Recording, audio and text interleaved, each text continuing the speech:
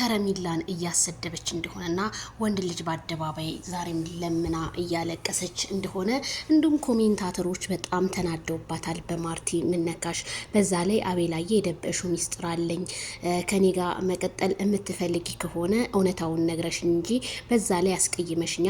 ሶሊያናን በጥፊ መተሻታል። እኔም ብታከብሪ ኖሮ ቢሆን ሶሊያናን አትመቻትም ሲል አሳሰበ። ስለዚህ አቤላዬ በዚህ አጋጣሚ የሆነ ነገር ደብቀሽኛል ምናምን ተምትል ልጅቷን አልፈልግሽም እኔ የራሴ ህይወት አለ ብትላት መልካም ነው።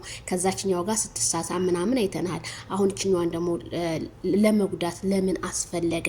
አንዳንድ ኮሜንታተሮች ደግሞ ተረጋጉ ሄርሜላም እየለመነች ነው አንቺም እየለመነች ነው ምናምን ለምትሉ መቼም ሄርሜላ የምትለምን ሰው አይደለችም። ሄርሜላ በጣም ቆፍጣና ናት። ለወደደችው ሰው ሟችና ለጠላችሁ ሰው ደግሞ እሬት ናት። አስረግጬ እነግራችኋለሁ ማለት ነውና ማርቲም የራሷ የሆነ ፍቅር አላት፣ ሄርሜላም የራሷ የሆነ ማለት ነውና ማርቲዬ እንደኔ ሶሊያና ጋር በቃ ማለት አቤላን ብትርቂው መልካም ነው ብዬ ነው የማምነው። ምክንያቱም እንዴ ወንድ የለም እንዴ ቡታጅራ ለሁለት ካምብል ሆናችሁ የምትመጡት አንዳንዳት እየሆናችሁ አትመጡም እንዴ? አንዳንድ እየሆናችሁ አትመጡም?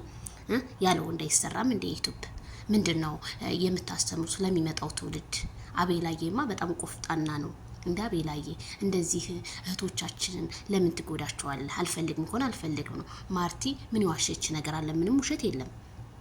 አብራችሁ ስትሰሩ ነበረ። በጣም ደስተኛ ነበረች፣ አንተም ደስተኛ ነበር። ካሁን ደግሞ ወደ ቡታጅራ ስታቀነቅን ሶሊያና ስታገኝ ከሶሊያና ጋር ሆነ ምንድነው ካላቅም።